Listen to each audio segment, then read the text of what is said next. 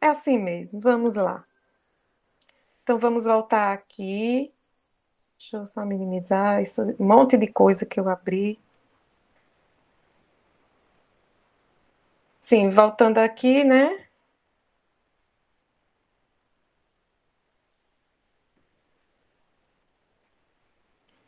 A memória tá ruim, mas tem motivos, certo? Mas eu estou tratando disso.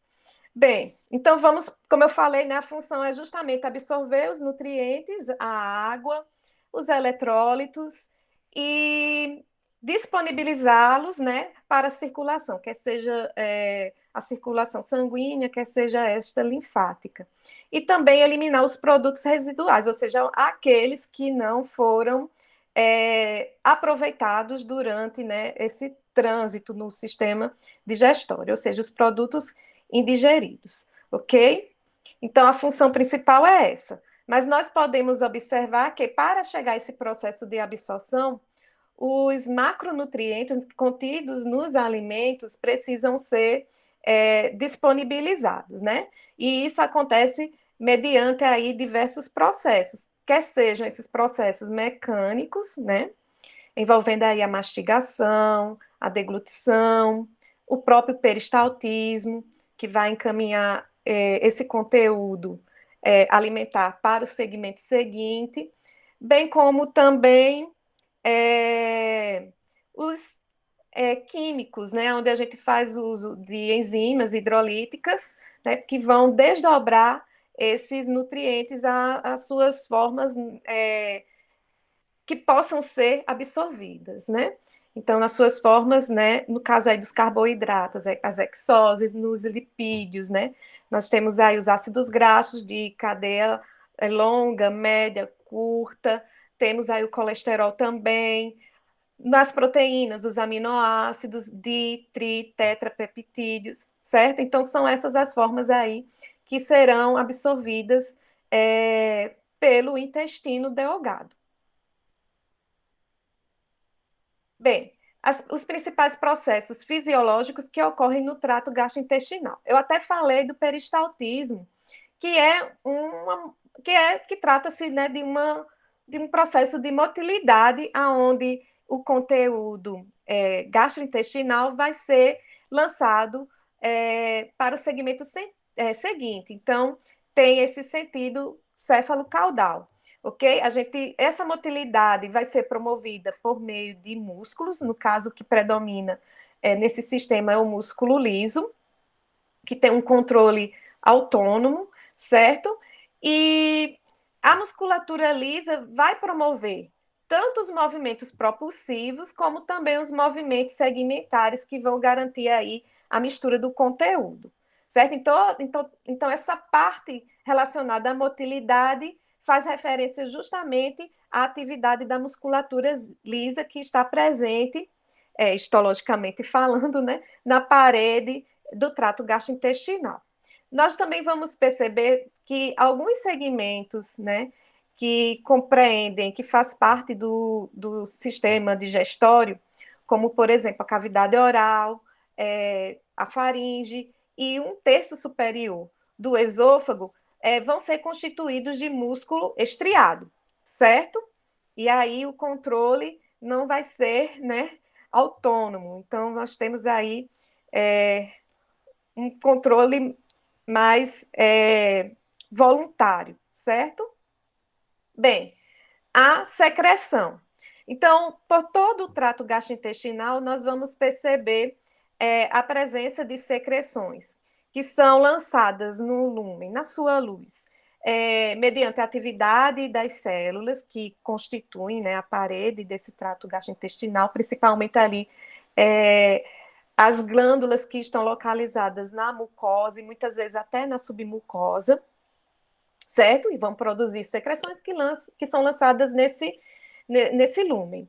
Como também aquelas secreções que são promovidas por órgãos que estão aí associados ao sistema digestório, como, por exemplo, o pâncreas, né, as glândulas salivares e a bile, né, que é uma secreção que é produzida pelo fígado A vesícula biliar armazena e, quando necessário, né, acaba sendo eliminada, principalmente aí no período digestivo, né, para o duodeno.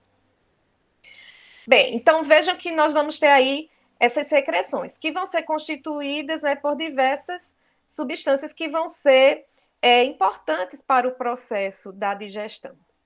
Com relação à digestão, nós vamos contar aí com a participação de enzimas hidrolíticas que vão desdobrar os nutrientes contidos nos alimentos naquelas formas mais absorvíveis, como eu falei anteriormente, certo?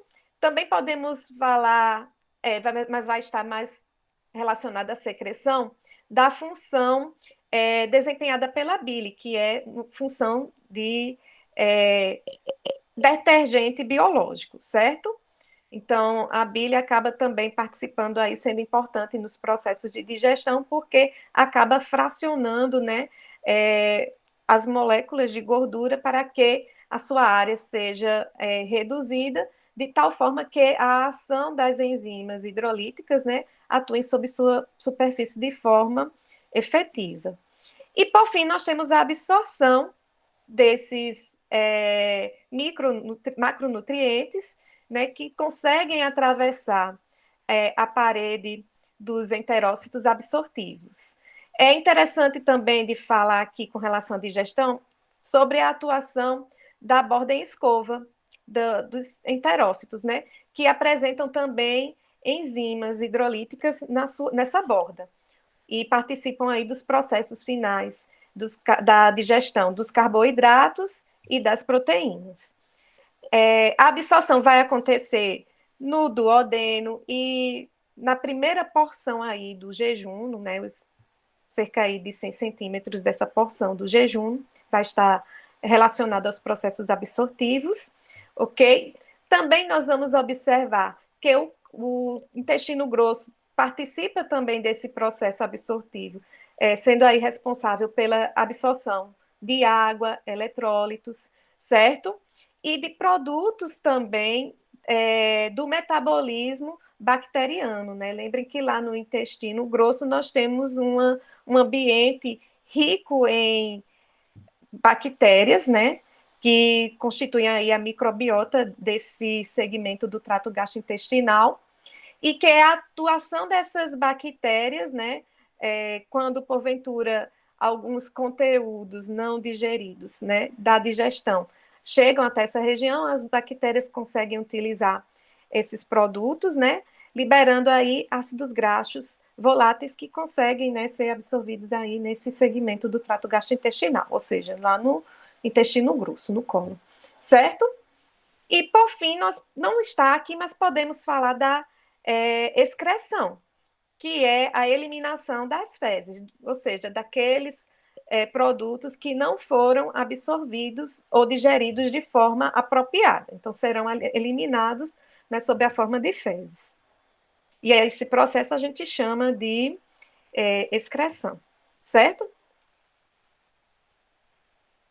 A divisão funcional do sistema digestório. Então, o sistema digestório ele vai ser dividido em trato gastrointestinal ou trato digestório, que corresponde aí a uma série de órgãos ocos que estão aí dispostos de forma linear, né, em série. E também nós vamos ter aí os órgãos digestórios anexos, que vão auxiliar aí nos processos da digestão dos alimentos ingeridos. Com relação ao trato gastrointestinal, nós temos aí os seguintes órgãos que o compõem: a cavidade oral, a faringe, o esôfago, o estômago, o intestino delgado e o intestino grosso. É interessante também de falar que esse sistema que atravessa, né, o nosso corpo, né, nos mantendo em comunicação com o meio externo, né, através da boca, na região mais proximal, e com o ânus, né, o ósteo, na porção mais distal. Então, é um tubo que apresenta nas extremidades esses orifícios, né? A boca e o ânus, ok? Com relação aos órgãos digestórios anexos, nós vamos ter aí como foi falado, né, a atuação do fígado, que vai produzir a bile. Essa bile, no período interdigestivo, vai ser armazenada na vesícula biliar, e no período digestivo, tanto a secreção da bile proveniente da vesícula biliar, quanto a secreção da bile proveniente dos hepatócitos, lá do fígado, vão colaborar aí com os processos de digestão, né? Lembrando que não contém enzimas, e sim detergente biológico, vão emulsificar as gorduras e também vai ter uma importante função de neutralizar o quimoácido ali na região do duodeno, certo?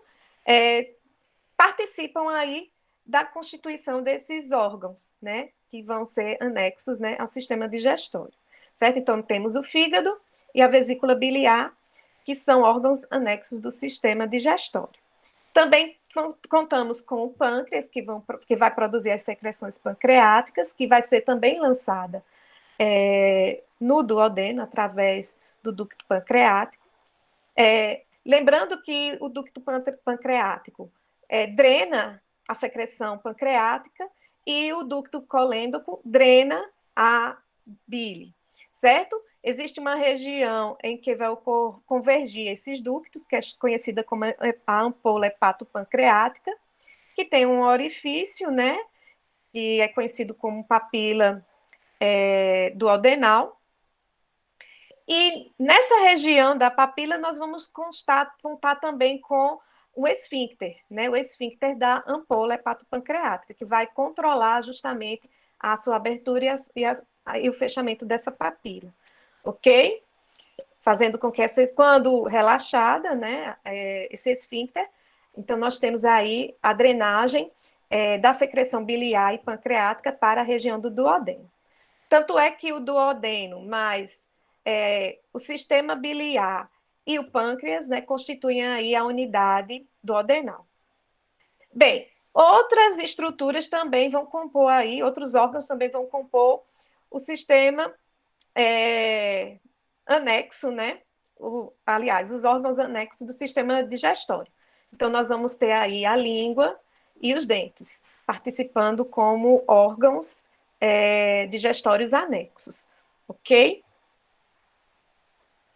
Nessa figura, nós temos a divisão anatômica e fisiológica do sistema digestório, como eu falei, esse tubo oco, né, que parte do orifício mais proximal do corpo, que é a boca, em direção ao ânus, é um tubo oco, né, cujos órgãos estão em sequência aqui linear, e aonde cada um vai desempenhar funções pré-determinadas no processo, né, da digestão, fazendo com que seja disponibilizado, né, aqueles nutrientes que serão absorvidos pelos enterócitos intestinais. Então, nós temos aqui a boca, que é o orifício por onde o alimento vai ser inserido na cavidade oral.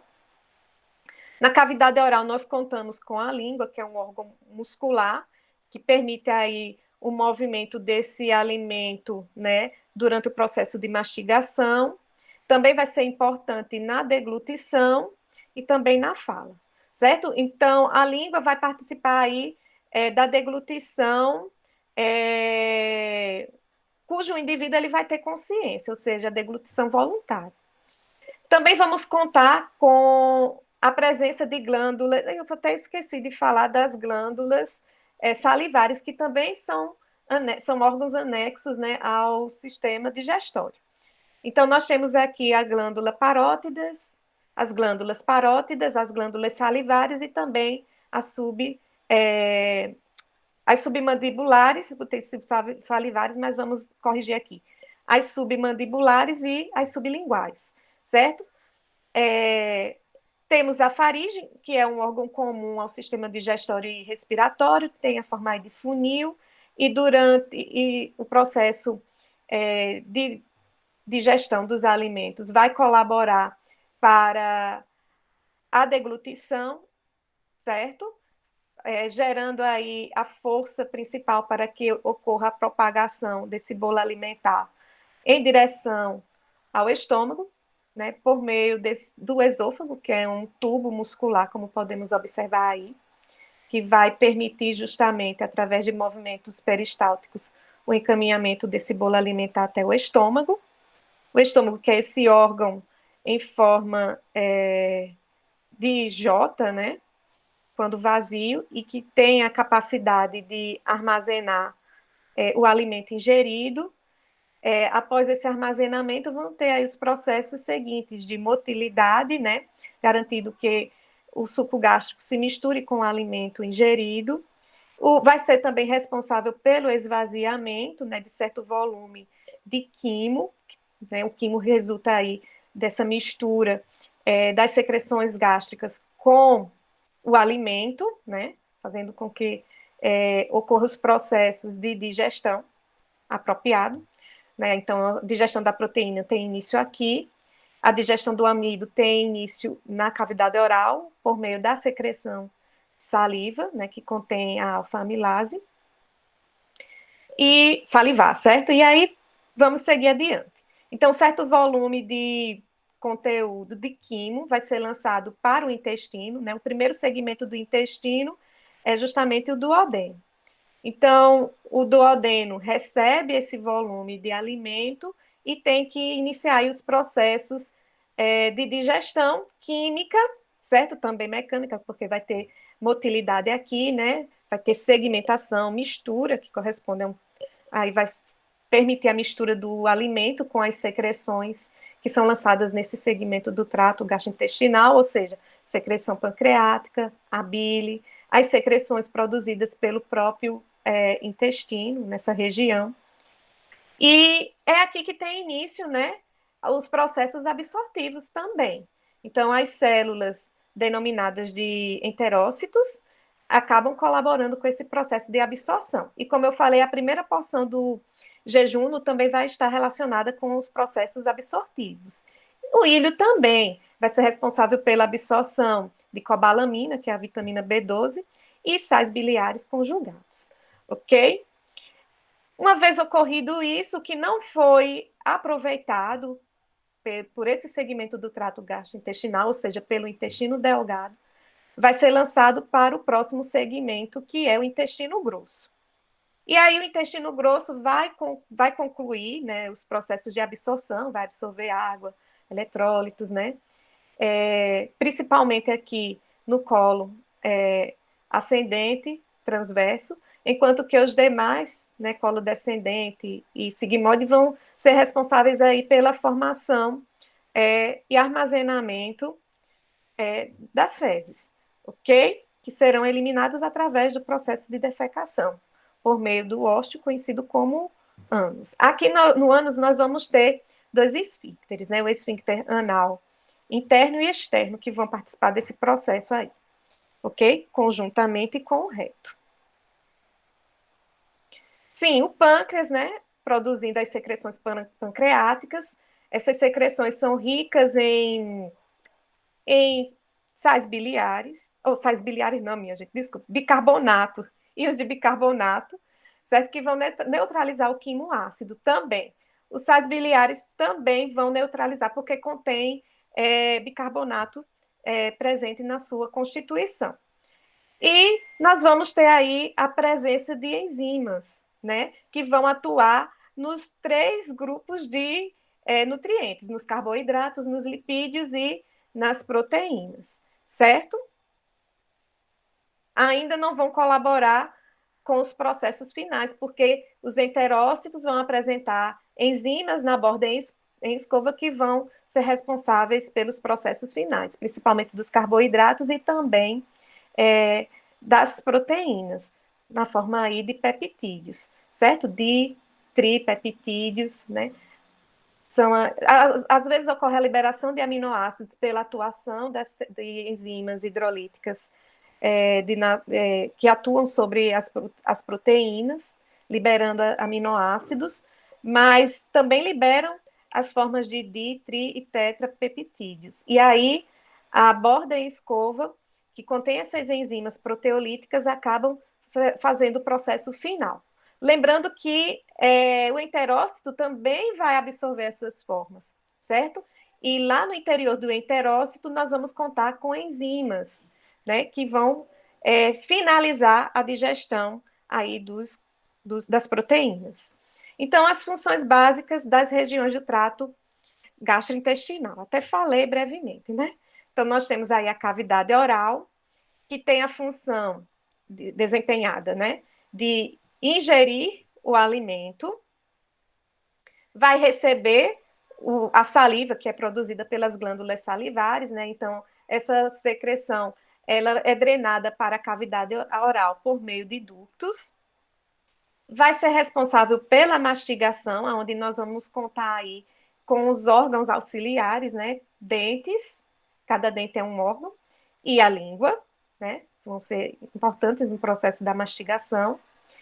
A cavidade oral vai também iniciar a digestão dos carboidratos por meio da ação da alfa-amilase salivar, certo? Então, essa enzima hidrolítica ela está presente na secreção salivar, na saliva, e atua nos carboidratos, no caso aí nos amidos. E, por fim, a outra função que é desempenhada aí na cavidade oral é a deglutição. Tanto é que essa fase da deglutição é conhecida como a fase oral da deglutição. A faringe. Então, como foi falado também, é um órgão comum tanto para o sistema digestório quanto para o sistema respiratório. No sistema digestório, vai ser responsável pelo recebimento do bolo alimentar da cavidade oral, né? Lembrando que aí na cavidade oral tem início o processo da deglutição, e aqui na faringe vai ocorrer a geração de força propulsiva, né, que a gente chama de peristalse primária, que vai garantir que esse bolo alimentar percorra, né, todo o trajeto do esôfago. Trata-se da continuação autônoma da deglutição. Então, aqui o indivíduo ele não tem controle sobre esse processo. O esôfago é um órgão tubular, é um tubo que liga a faringe, né, e o estômago. Então, é um órgão aí que está inserido, né, entre esses dois órgãos. O seu comprimento é em torno aí de 25 centímetros, certo? E também vai apresentar uma constituição histológica rica em fibras musculares, tanto lisas quanto também estriadas, certo? Vão ser responsáveis pela condução do bolo alimentar para o estômago, por meio do movimento peristáltico, lembrando que a força que faz com que ocorra essa propulsão é gerada lá na faringe, por meio da musculatura da faringe, né, que gera essa força. Caso tenha algum resquício aqui de alimento, é gerado um movimento peristáltico secundário, certo? Para que justamente aconteça a eliminação de todo o conteúdo que está presente nesse esôfago. A função seguinte é a restrição do refluxo do alimento por meio do esfíncter esofágico inferior. Então, nós vamos ter numa área de delimitação entre o esôfago e o estômago a modificação, né, o espessamento da musculatura circular, que constitui aí a parede, né, a túnica muscular, componente aí do histológico do esôfago, enfim, de todo esse sistema gastrointestinal. A gente vai ver mais adiante, certo? Então, esse esfíncter, ele impede que ocorra refluxo de conteúdo gástrico para a região do esôfago, uma vez que essa região ela não é histologicamente preparada para isso, né? Assim sendo, nós vamos contar, caso aconteça, porque acontece geralmente esses refluxos, então nós vamos perceber que na região distal do esôfago, nós vamos ter uma quantidade de muco bem expressivo. E esse muco garante justamente a proteção do epitélio de revestimento do esôfago, ok? Para que ele não sofra lesões quando ocorre esse refluxo, que geralmente acontece, porque a pressão abdominal ela é bem maior do que a pressão torácica, certo? Lembrando que o esôfago ele se encontra colabado, certo? No período interdigestivo, ou seja, entre as refeições, a digestão. Nós também vamos ter a presença de um esfíncter, que vai delimitar aqui o esôfago e a faringe, que é o esfíncter esofágico superior. Ele evita que ocorra a deglutição de ar durante os processos de respiração, certo? Então, nós vamos contar aí com esses dois esfíncteres. O esfíncter esofágico superior, que vai delimitar aqui o esôfago e a faringe, e o esfíncter esofágico inferior, que vai delimitar a porção distal do esôfago e o estômago. O estômago, vamos para as funções. Vai ter função de armazenamento, né? Trata-se de um reservatório temporário para o alimento. Como eu falei, ele tem a forma de J quando vazio, certo? E consegue aí armazenar até cerca de 1,5 litro de conteúdo ingerido.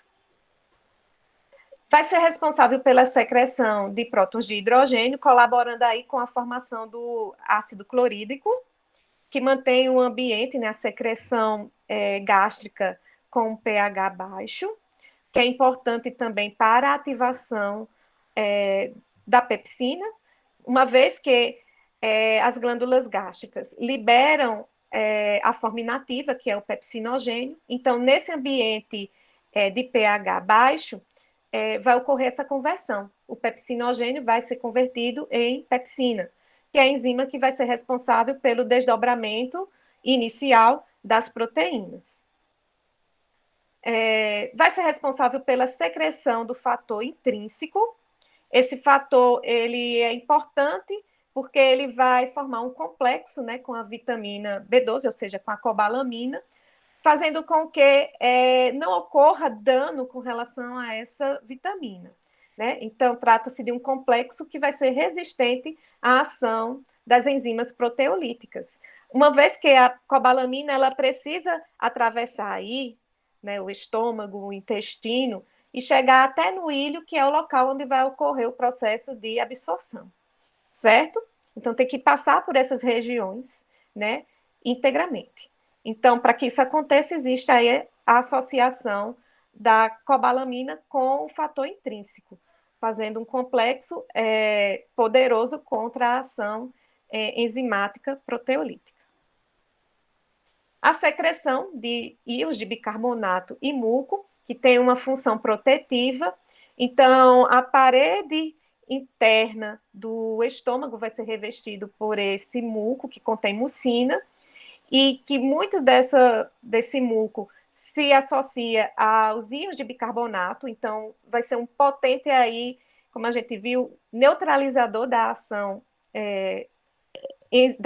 do ácido clorídrico, certo? Bem como também o muco. Então, entre o epitélio de revestimento do estômago e o seu lume, nós vamos contar com essa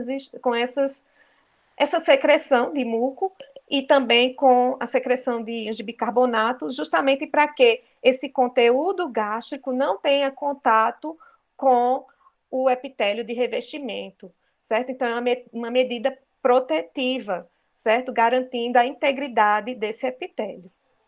Então, vai ser responsável pela proteção da mucosa gástrica. Secreção de água, que a gente vai ver quando for tratado da secreção gástrica. Então, o ácido clorídrico, ele se dilui nesse ambiente aquoso, certo? Garantindo que ocorra um aumento, um pouquinho do aumento do pH, que é produzido de uma forma bem ácida, certo? Aí em torno de 0,5, né, o pH. E assim vai diluir o ácido clorídrico e também vai ser responsável pela lubrificação e suspensão aquosa dos nutrientes. Lembrando que a água também é importante para o processo de desdobramento dos nutrientes, no caso aí das proteínas, uma vez que a pepsina é uma enzima hidrolítica, então precisa ser inserida aí uma molécula de água para que ocorra a quebra. Atividade motora para mistura. Deixa eu só corrigir aqui. Atividade motora para misturar as secreções com alimento ingerido. Então, aqui a gente está falando da motilidade que é observada no estômago. Então, o conteúdo ingerido precisa ser misturado com as secreções gástricas para que ocorra, né, de certo modo, o desdobramento inicial das proteínas, certo? Também nós vamos ter aí a presença de lipases, que vão atuar sobre os lipídios, e esse movimento garante aí a formação do quimo, certo? Que vai ser eliminado pelo piloro, que é a abertura que vai fazer com que certo volume desse quimo seja lançado para o duodeno. E também nesse piloro, nós vamos encontrar nessa região, na região pilórica, o esfíncter pilórico, que também é um espessamento aí da camada muscular, certo? Que faz parte aí do sistema, que compõe aí a parede do trato gastrointestinal. A atividade motora, que regula o esvaziamento do conteúdo para o interior do duodeno, que eu falei, né? Então, nós vamos ter aí o esvaziamento periódico controlado, então, certo volume de quimo vai ser lançado para o duodeno, e esse volume ele é adequado para que aconteça os processos de neutralização do quimo ácido lá no duodeno e que também receba a descarga das secreções que são produzidas nessa região, fazendo com que ocorram os processos de digestão. Ok? Então, são essas as funções que são observadas no estômago. O intestino delgado vai ter como função recebimento do quimo do estômago e secreções do fígado e do pâncreas. Como eu falei, né, nós temos lá a ampola hepatopancreática, né, que recebe tanto a secreção pancreática quanto a biliar e lançam no duodeno, certo? Através da papila duodenal, certo? E como eu falei, tem lá o esfíncter da ampola, ou esfíncter de Oddi, que controla justamente esse fluxo de secreção, tanto da bile quanto do pâncreas. Redução do quimo, quimicamente e mecanicamente. Quimicamente, nós temos aí a ação emulsificante da bile, que vai atuar nesse quimo. Vamos ter também a atuação das enzimas proteolíticas, que vão atuar em cima dos alimentos, dos nutrientes que estão aí contidos nesse quimo. Nós temos também enzimas lipolíticas, certo? Enfim, então todas as enzimas que vão ser responsáveis pelo desdobramento dos nutrientes, né, dos macronutrientes, vão estar contidos nessa região, certo? E mecanicamente, a gente pode falar aqui dos movimentos de mistura, que é um tipo de movimento de segmentação que faz com que ocorra a bipartição, digamos assim, do conteúdo contido nesse segmento do trato gastrointestinal. A absorção dos nutrientes, como eu falei, né, nós temos os enterócitos que vão apresentar microvilosidades para aumentar a área de superfície e garantir aí a eficiência do processo de absorção. Também nós vamos encontrar como modificações que vão ser importantes no processo de absorção, os vilos, certo, intestinais, e também as pregas intestinais. Então, todas estas modificações acabam colaborando com a amplificação da área para que ocorram os processos de absorção.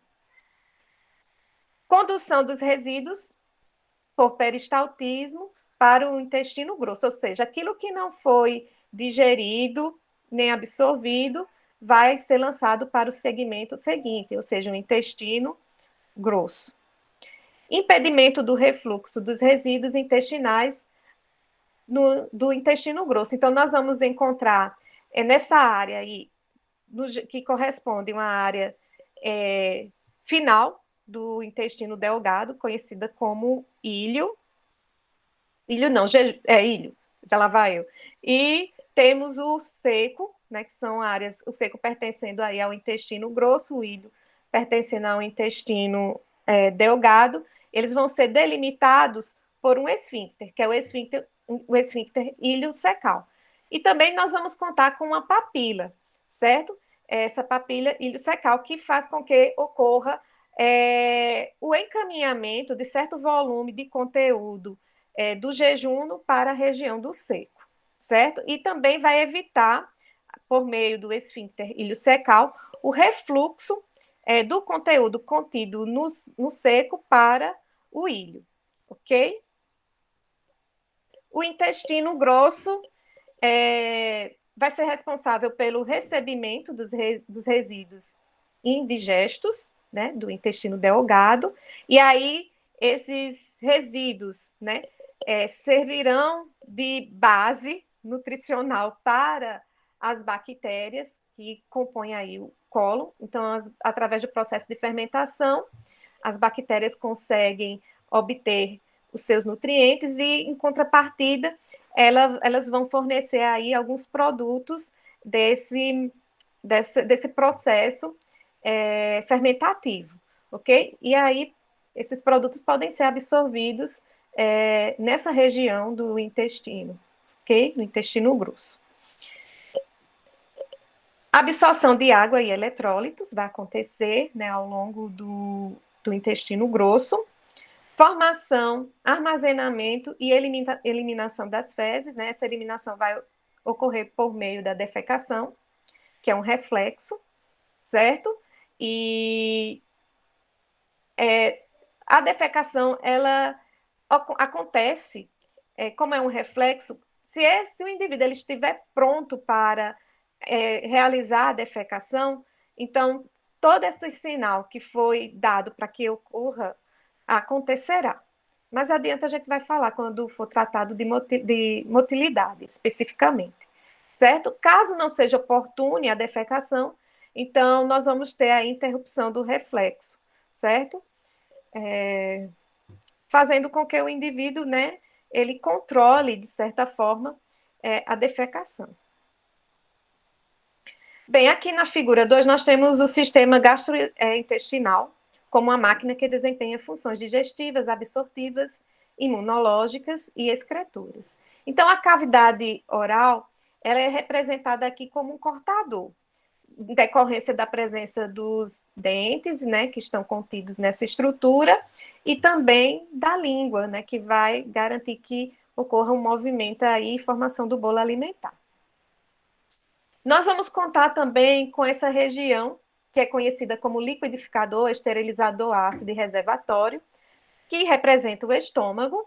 Então, liquidificador em decorrência da motilidade que acontece nesse órgão. Então, os conteúdos vão ser misturados, né? O bolo alimentar que foi deglutido vai ser misturado às secreções gástricas, né? E isso acaba garantindo que o conteúdo possa ser também fracionado. O esterilizador ácido, então, a presença do ácido clorídrico acaba também matando certas formas de micro-organismos que, porventura, são ingeridos com o alimento e aí deglutidos. Um reservatório, como foi falado, nós temos aqui um órgão em forma de saco que consegue armazenar até cerca de 1,5 litro de conteúdo ingerido. Bem, logo em seguida, nós temos essa região, que ela vai ter aí vai ser conhecido como compartimentos de reação, certo? Então, aqui é onde vai acontecer os processos de digestão, por meio da atuação de enzimas ou de detergentes biológicos, né? Essa região nada mais é do que o duodeno, certo? Onde vai acontecer esses processos. Neutralização do quimoácido, como foi falado, né? Digestão e absorção. Aqui nós temos o pâncreas, que vai ser o fornecedor de enzimas e também neutralizador, enzimas hidrolíticas. Nós temos aqui o fornecedor de detergente, que é o fígado. E como foi falado, né? O sistema biliar, o duodeno e o pâncreas vão constituir aí a unidade do duodenal. Em seguida, nós temos a superfície catalítica e absortiva, representada pelos demais segmentos do intestino delgado, né? Aí o jejum, e também não vamos esquecer do ilho, né? Algumas substâncias são absorvidas no ilho. Logo em seguida, nós temos a câmara de combustão de resíduos, dessecador e compressor, representada pelo intestino grosso. Câmara de combustão, porque, como foi falado, nós temos aí uma microbiota que vai permitir esse processo, né, por meio da fermentação dos resíduos. Dessecador, porque vai absorver, né, a água contida nessas fezes que estão se formando, e compressor, porque vai comprimir é, esse material que é formado aí, né, dando aí aquelas características, né, pertinentes às fezes, certo? E dispositivo de controle de emissão, representada pelo o ósteo de eliminação, que é o ânus. E como foi falado, o ânus apresenta dois esfíncteres, né? O esfíncter anal interno e o externo. O controle vai ser mediado pelo esfíncter anal externo, certo? Então, a gente tem esse controle voluntário. Já o esfíncter anal interno é involuntário, né? O sistema nervoso autônomo aí atuando. Funções básicas dos órgãos digestórios anexos. Então, nós temos a boca, né? Desculpem, nós temos na cavidade oral os dentes, como foi falado.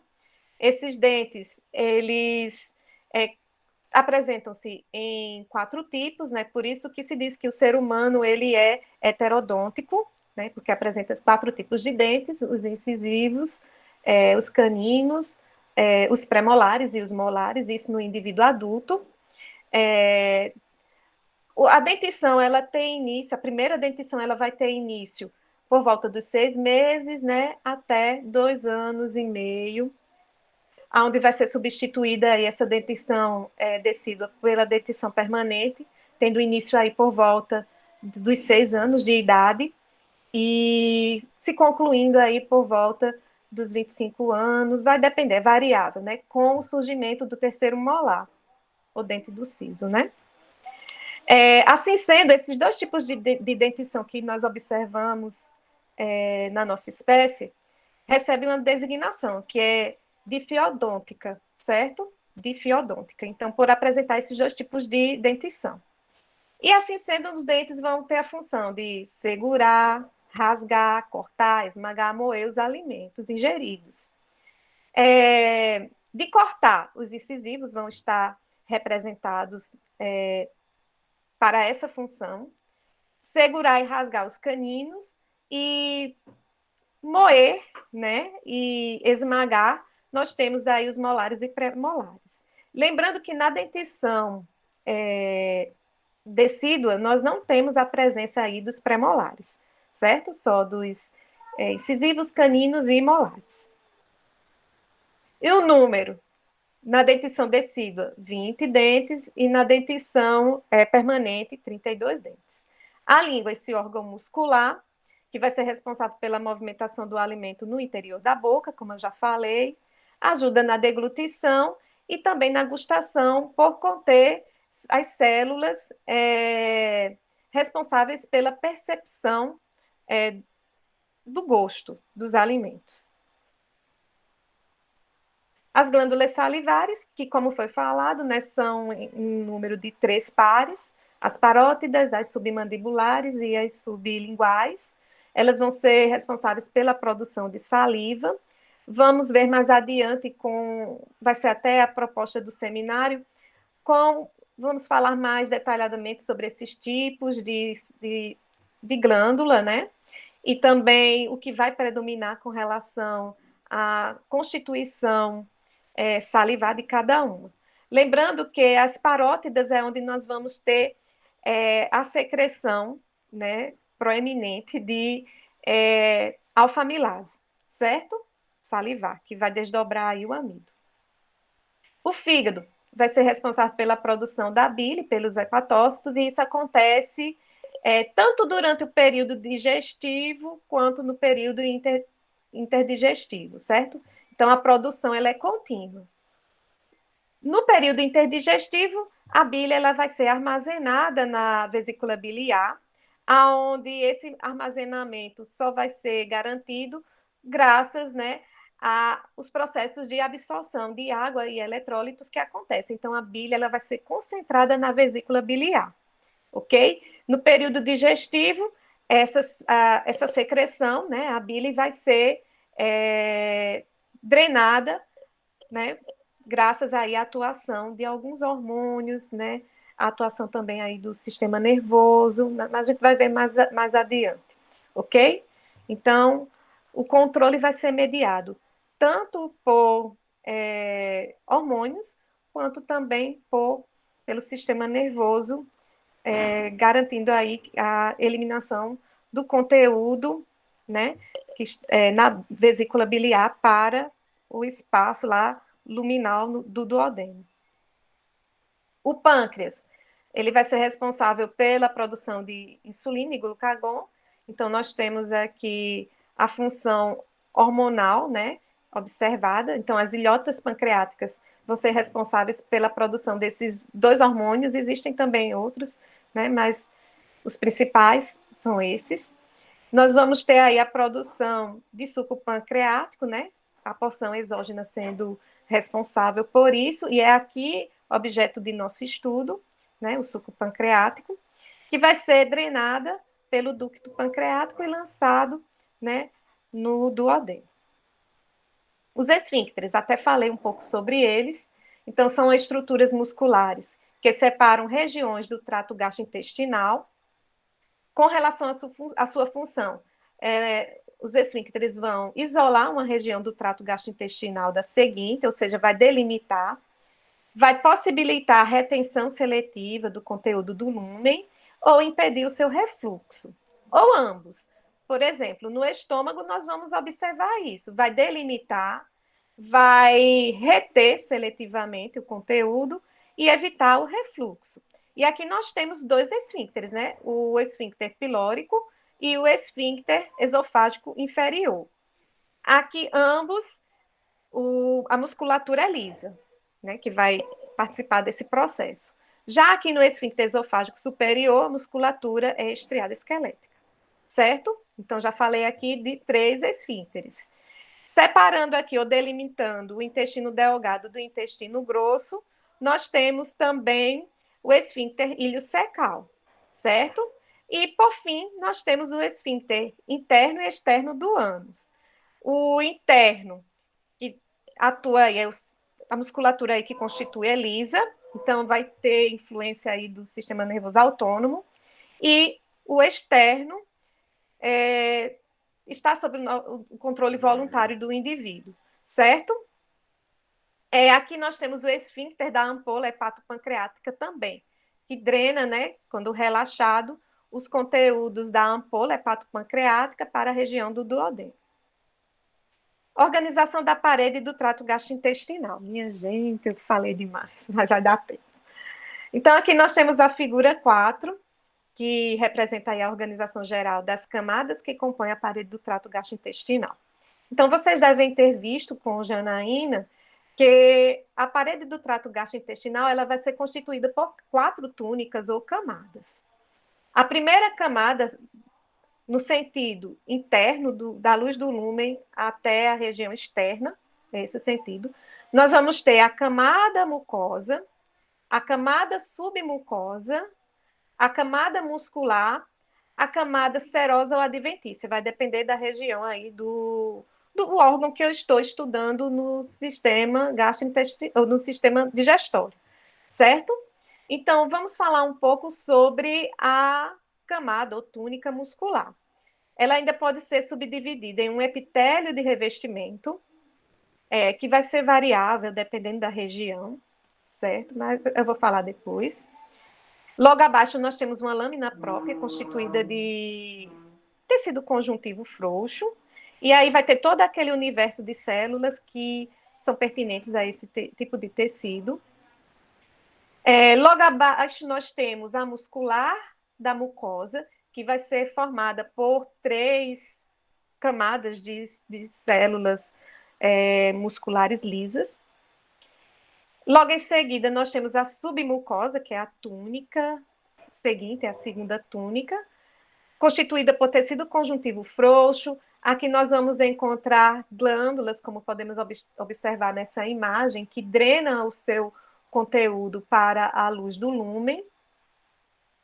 Também nós vamos encontrar aqui o plexo submucoso, certo? Que faz parte aí do sistema nervoso intrínseco ou entérico.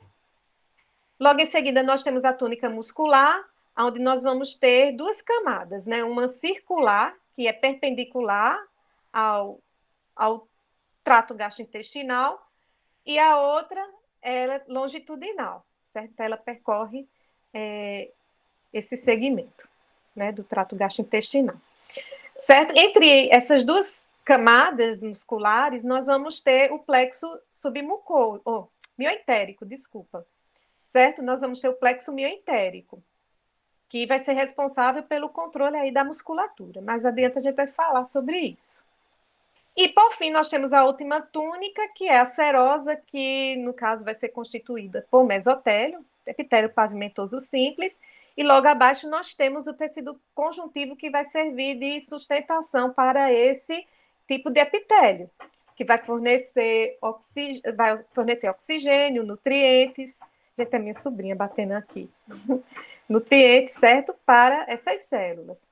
Com relação ao epitélio de revestimento, do estômago para o intestino, nós vamos contar aí com uma camada de células colunares, certo? Células colunares. No esôfago, faringe e na cavidade oral, nós vamos contar com um outro tipo de epitélio de revestimento, que é o pavimentoso estratificado, não queratinizado, certo? Então, áreas de atrito, nós vamos ter a presença desse tipo de epitélio. Nos demais segmentos do trato gastrointestinal, como foi falado, né, no estômago e intestinos, delgado e grosso, nós vamos ter esse tipo de epitélio colunar, né, aonde nós vamos observar diversos tipos de células, certo? Colunar simples, com diversos tipos de células. Então, a gente chama de Eita, eu ia dizer uma palavrinha, mas fugiu agora na minha cabeça. Heterocelular, certo? Camadas da parede do trato gastrointestinal. A mucosa, como foi falado, né, que vai ser constituída por epitélio de revestimento, a lâmina própria e a muscular da mucosa, como eu falei. É interessante aqui de observar que na lâmina própria, além do tecido, como foi dito, né, constituído por tecido conjuntivo frouxo, todas aquelas células que compõem, né, o fibroblasto, que vai produzir as fibras de colágeno, elastina, os capilares, né, os vasos sanguíneos com menor calibre, né, no caso aí, arteríolas, né, e vênulas, né, os capilares. Nós vamos encontrar os nódulos linfáticos, né, o Gautin, então, que é o tecido linfóide associado ao intestino, que corresponde aí ao malte, certo? Vamos encontrar os vasos linfáticos e as fibras nervosas, né? Aqui, com relação aos vasos linfáticos, né, no vilo, nós vamos ter aí um vaso linfático central, que é conhecido como lácteo. Na submucosa, como eu falei, tecido conjuntivo frouxo, né? Com todas aquelas células e estruturas que faz parte aí. O troncos nervosos e vasos sanguíneos e linfáticos com maior calibre nós vamos encontrar nessa região. Nós vamos, como vimos na imagem, encontrar glândulas, cujos ductos, né, vão se abrir no lúmen do trato gastrointestinal, e o plexo submucoso é conhecido como Meissner também. A mucosa, como eu falo, muscular, né? A muscular vai ser formada por uma camada circular de tecido muscular liso, o plexo mioentérico, ou de Auerbach, a camada longitudinal externa, né? Que também é tecido muscular liso. E aqui a serosa, como eu falei, naquelas áreas em que são revestidas pelo peritônio, o peritônio visceral, corresponde justamente a essa região. Aquelas áreas que não apresentam, que não são revestidas por peritônio, nós temos aí a adventícia, tecido conjuntivo frouxo aí. Na figura 5, nós temos a comparação entre a morfologia da superfície do epitélio intestinal, o epitélio do intestino delgado e do cólon. Como foi falado, o intestino delgado ele vai estar voltado muito aos processos absortivos. Assim sendo, essa região ela precisa ser amplificada para que ocorra a absorção de forma eficiente. Então, nós, como foi falado, nós temos algumas modificações aí nessa região. Nós temos a presença de vírus, que amplifica nessa área, a presença de pregas circulares, que também amplificam, e com relação à célula, e com relação aos enterócitos, nós temos aí as microvilosidades, que são projeções digitiformes da membrana celular.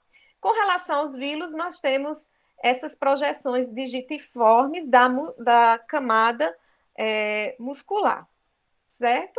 Muscular não, gente, desculpa. Da camada mucosa, da túnica mucosa, certo? E aqui nós temos no interior, e até mesmo da submucosa, porque aqui no interior nós vamos encontrar o vaso linfático central, o lácteo, e aquela rede de vasos, né, capilares, arteríolas e vênulas, né, que vão ser responsáveis pelos processos de absorção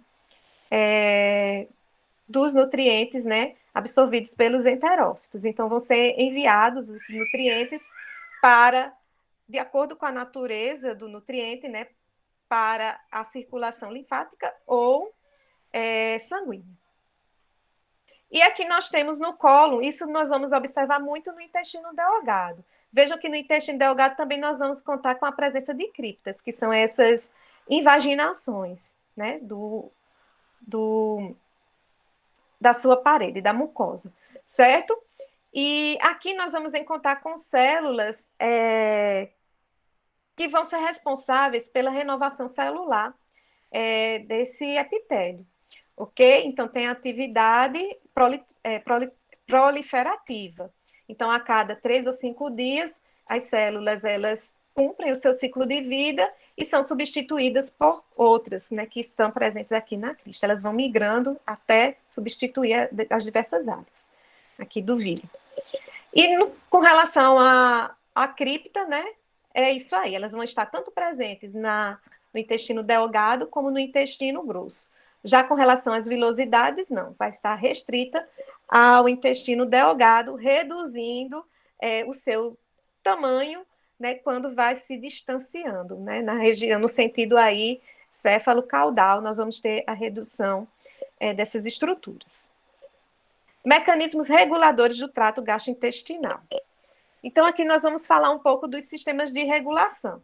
Então, nós temos a regulação endócrina, a regulação parácrina e a regulação neural. Aonde ambos vão participar, né, do controle aí da atividade, das atividades diversas, né, quer seja motora, quer seja secretória, do trato gastrointestinal. Então, como podemos observar aqui nessa figura, a regulação endócrina ela vai acontecer da seguinte forma, nós temos aqui a célula sensora, que vai captar aí, as informações do ambiente luminal, né? Tanto pode ser por estímulos químicos, como por estímulos mecânicos, certo? Uma vez essa célula detecta essas informações, ocorre a exocitose de conteúdo, né, no caso hormônio ou peptídeo, certo? Que cai na corrente sanguínea, como podemos observar aí, e vai ser encaminhada até outra região que pode pertencer ao sistema digestório ou não, que se encontra distante, por meio da circulação, do sistema circulatório. Então, cai na circulação e chega até a célula-alvo, que contém receptores específicos para o hormônio gastrointestinal ou para o peptídeo, certo? Então, basicamente é isso. Então, nós vamos ter aí a produção de hormônios por células é, enteroendócrinas. Esses hormônios ou esses peptídeos caem na circulação e vão alcançar a célula-alvo que contém os receptores específicos para esse hormônio ou peptídeo regulador.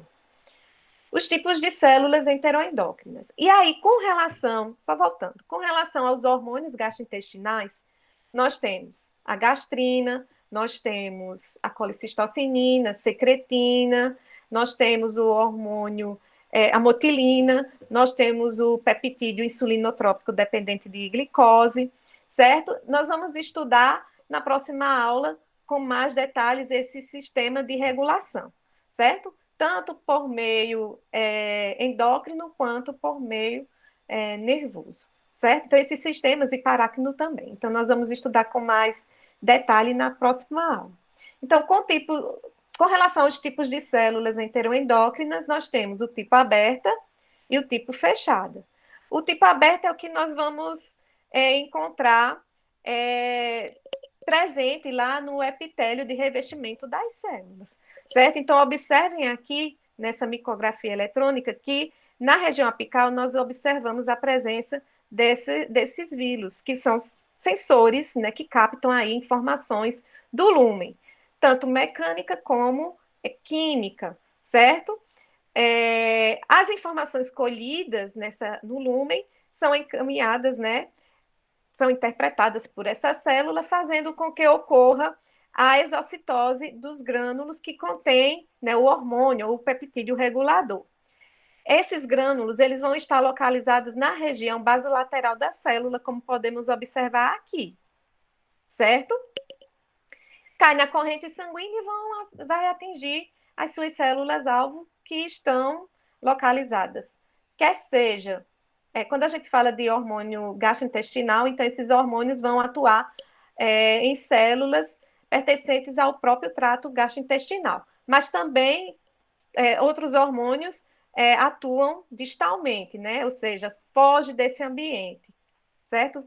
Podem atingir, por exemplo, o encéfalo, certo? Por aí vai.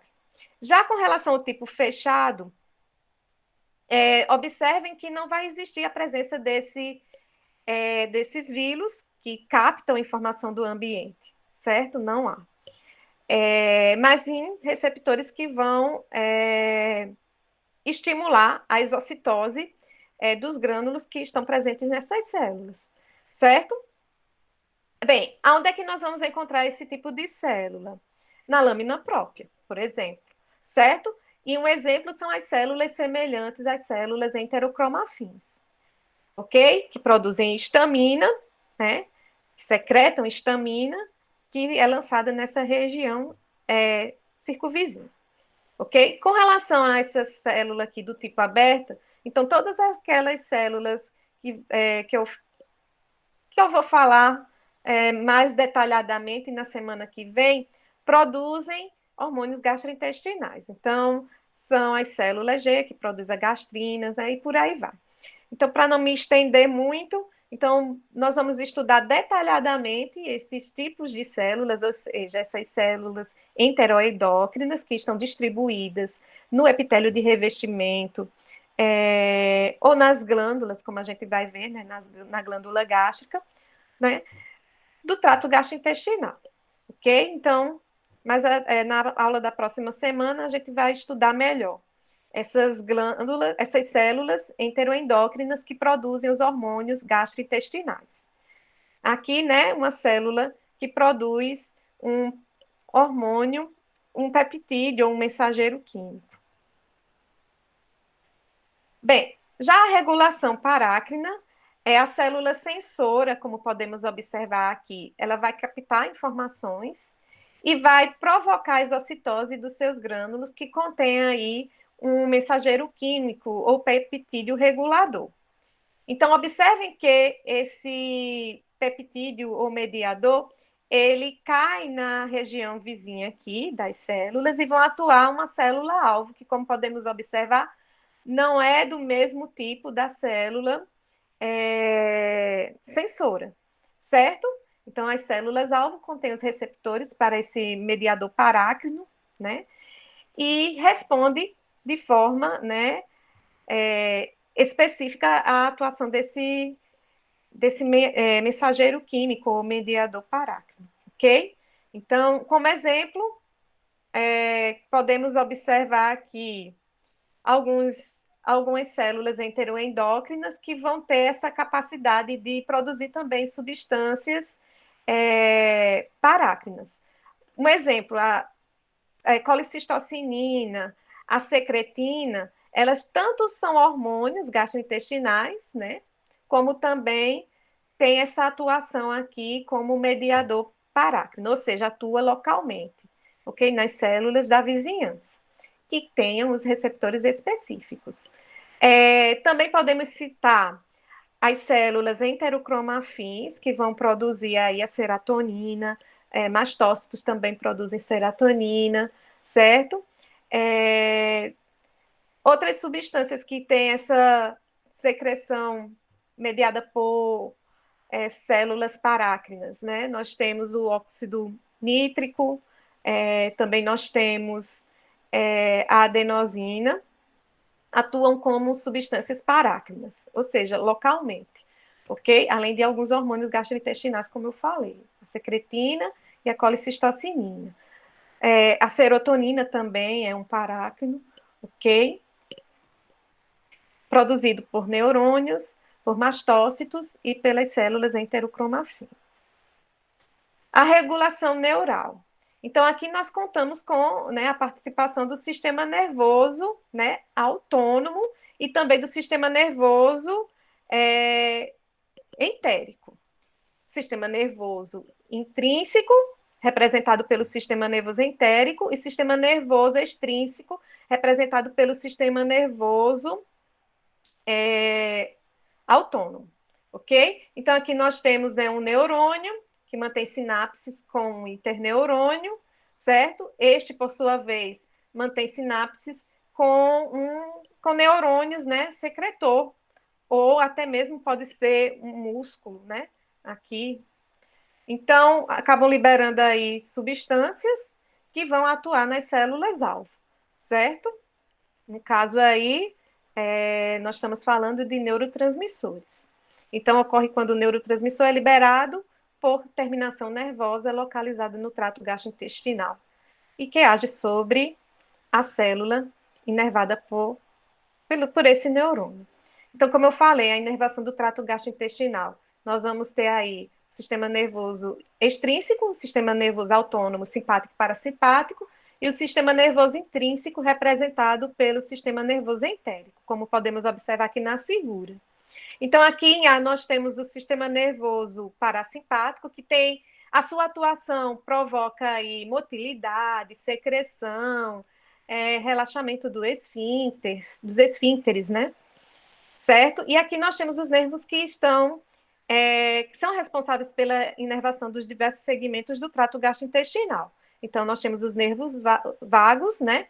Inervando aqui o esôfago, o estômago, né? O intestino delgado, e os nervos pélvicos que inervam as porções distais do intestino grosso. A porção proximal do intestino grosso vai ser inervada pelo vago.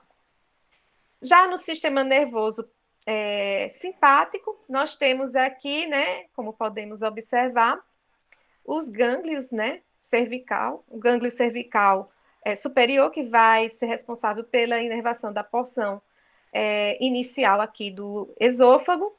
E aí, em seguida, nós temos o celíaco, o mesentérico superior e inferior, aonde o celíaco vai ser responsável pela inervação do segmento distal do esôfago, estômago também vai ser inervado, e já o mesentérico superior vai inervar aqui o intestino delgado e a parte ascendente como podemos ver, e transversa também, do intestino grosso.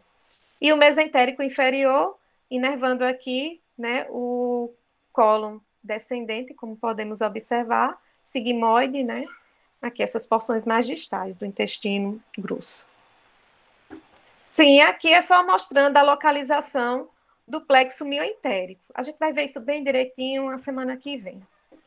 Ok? Que está localizado na parede, né, do trato gastrointestinal. Como a gente viu, nós temos o plexo mioentérico entre os músculos, né, circular e longitudinal, e o submucoso localizado lá na submucosa. A hierarquia do controle neural do funcionamento gastrointestinal. Então, nós temos aí a participação nesse fluxograma dos dois sistemas, né? O autônomo e o entérico. Então, o sistema nervoso autônomo vai ter a função de modular, de aumentar ou diminuir a atividade do sistema nervoso entérico, porque eles mantêm relações, estão lá mantendo conexões, certo? Assim sendo, o sistema nervoso autônomo modula a atividade do sistema nervoso entérico, certo? Fazendo com que esse sistema aumente ou diminua a sua atividade, ok? Então, aqui nesse fluxograma nós temos, né, os estímulos, onde os sensores, que podem ser químicos ou mecânicos, enviam a informação para o sistema nervoso entérico e este encaminha a resposta para os efetores, promovendo a motilidade, secreção ou fluxo sanguíneo, né? Pode aumentar ou diminuir, vai depender aí do estímulo. E aqui nós temos o encéfalo e a medula espinal representando o sistema nervoso autônomo, que está associado aí ao sistema nervoso entérico, fazendo com que ele intensifique ou não a sua atividade. Gente, deixa eu ver o horário. Circulação sanguínea, vou tentar ser rápida aqui. O fluxo sanguíneo gastrointestinal, circulação esplânica, que é observada nessa região aí do intestino, e importante porque é justamente através dessa circulação esplânica que vai ocorrer os processos de absorção, principalmente dos nutrientes, né, hidrofílicos, certo? Então, carboidratos, proteínas, os produtos da digestão, né, dos carboidratos e das proteínas. E também os ácidos graxos de cadeia curta. Então, a circulação que abrange o fluxo sanguíneo através do estômago. Eu vou tirar o estômago porque eu acho que não faz parte, certo? Vou ver para corrigir. O intestino, o pâncreas, baço e fígado, certo? Então, esse estômago aqui. A maior parte do fluxo sanguíneo drenado dos órgãos, né? Flui para o fígado por meio da veia porta. E olha aqui a importância. Então, uma medida até protetiva. Então, antes desses nutrientes, né, desses produtos da digestão, entrarem na circulação sistêmica, eles passam primeiro por essa circulação porta, que são encaminhados até o fígado, onde o fígado vai fazer esse monitoramento, né, ver se não tem nenhuma substância aí lesiva, né, algum corpo estranho, enfim, certo? No fígado, parte desse conteúdo pode ser aproveitado, né, armazenado, e os demais, né, vão ser utilizados de acordo com a necessidade do organismo. Né? Então, a partir do fígado, é lançado na circulação sistêmica. Então, acaba sendo aí uma medida protetiva para que nenhum agente nocivo adentre na circulação sistêmica. Primeiro, passe pelo sistema circulatório esplâncnico, né, para poder posteriormente cair na circulação sistêmica, né? Então o fígado vai fazer esse monitoramento, né, para ali justamente garantindo isso. Então as substâncias não lipídicas ou hidrossolúveis, elas vão ser absorvidas, né, pelos enterócitos, e dos enterócitos vão ser lançados, né, na circulação esplâncnica, a qual vai encaminhar essas substâncias até o fígado. E lá no fígado nós vamos encontrar as células reticuloendoteliais e os hepatócitos. As células reticuloendoteliais e os hepatócitos, né, eles vão ser responsáveis pela absorção e armazenamento da metade ou de 3/4 dos nutrientes. As células reticuloendoteliais, elas também são responsáveis pela remoção das bactérias e de outras partículas que estão presentes nessa circulação, certo? Na circulação explâncnica. E os hepatócitos, eles são responsáveis pelo processamento químico intermediário dos nutrientes, certo? Para que possa ser aí armazenado adequadamente. Então, nós temos aqui os sinusoides e o parênquima pancreático. Os sinusoides correspondem aí aos capilares, né? Que apresentam essas aberturas, né? Amplas, que faz com que o sangue flua com mais facilidade para essas células, né? No caso, os hepatócitos. Então, as veias hepáticas colhem, né, esse material e encaminham para a veia cava. Já as substâncias lipídicas seguem um caminho, né, diferente. São lá absorvidos pelos enterócitos. No interior desses enterócitos, eles são associados a essa estrutura, né, que é o quilomicron, que contém os produtos da digestão lipídica e que estão associados, né, a uma proteína. Então, nós temos os quilomicrons. Estes quilomicrons, devido a ser uma estrutura bastante grande, só conseguem atravessar o endotélio linfático, certo? E aí cai nesse sistema, certo? E lá no ducto torácico, nós vamos observar aí a junção da veia cava subclávia e jugular esquerda. É justamente nessa região aí onde vai ocorrer vai desaguar, certo? Esse conteúdo, né, na circulação sistêmica. Então, primeiro, circulação linfática, para depois, né, cair na circulação sistêmica.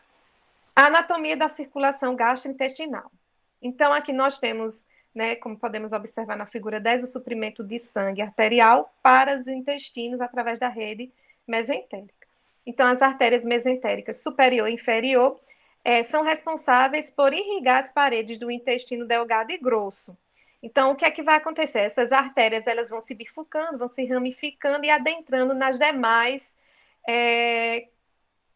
túnicas que compõem, né, como a gente viu, a parede desse segmento, certo? Então, vai irrigar os feixes musculares, as vilosidades intestinais e a submucosa. Aquelas regiões que, como a gente viu, vão conter tanto os ramos mais calibrosos, né, desses vasos, como também, né, os mais diminutos, né, na forma aí de capilares, né, como a gente viu, artérias e arteríolas, ou arteríolas e vênulas. Bem, já com relação ao estômago, nós temos a artéria celíaca, que vai ser responsável pela nutrição, drenagem, né, irrigação desse órgão. Então, da mesma forma, essa artéria se ramifica, adentra aí nas túnicas da parede do estômago, atingindo aí os feixes musculares e a submucosa. O efeito da atividade intestinal e fatores metabólicos do fluxo sanguíneo. Então, o fluxo sanguíneo intestinal, ele tende a aumentar no período digestivo, justamente para atender essa demanda, né, dos processos absortivos. Então, o fluxo sanguíneo intestinal está diretamente relacionado ao nível de atividade do trato gastrointestinal. Esse aumento da atividade acontece no período digestivo. No período interdigestivo, a gente tem uma redução, certo? Não está acontecendo nenhum processo. As atividades motoras, secretória e absortiva do trato gastrointestinal aumenta após a refeição e, consequentemente, ocorre o aumento do fluxo sanguíneo, que é de 30 ml por minuto por 100 gramas de tecido para cerca de 250 ml por minuto por 100 gramas de tecido. E no período de 2 a 4 horas após a refeição, o fluxo sanguíneo diminui para os valores de repouso, que é esse valor aqui, de 30 ml por minuto para cada 100 gramas de tecido. Possíveis causas do aumento do fluxo sanguíneo durante a atividade gastrointestinal. Então, nós temos aqui 3 possíveis causas. A primeira, a atuação de substâncias vasodilatadoras, que são liberadas pela mucosa intestinal durante o processo digestivo. E aqui nós contamos com os hormônios peptídicos, né? A colicistocinina, o peptídeo intestinal vasoativo, a gastrina, a secretina. Então, a atuação desses hormônios acabam colaborando também com o aumento do fluxo sanguíneo. A segunda é a liberação de cininas, como calidina e bradicinina, que são potentes, né? A gente sabe que a bradicinina é um potente. Professora? Oi, é o horário, É, é? é que a gente vai entrar em outra aula agora. A professora já Eita. mandou o link. Então, como é que. Pronto, eu concluo na próxima aula, certo? Eu vou parar Certo. aqui. A gente já vai entrar em outra aula agora e se não fosse isso, a gente continuava. Eu falei demais com vocês, né, na apresentação, mas é. E tentei correr, mas não deu, não deu, certo? Não deu. Mas Deixa eu tem voltar tempo, aqui. professora, dá certo. Pronto, então na próxima Olha só. aula eu concluo, certo? Deixa eu só É. voltar aqui. Deixa eu parar aqui a apresentação.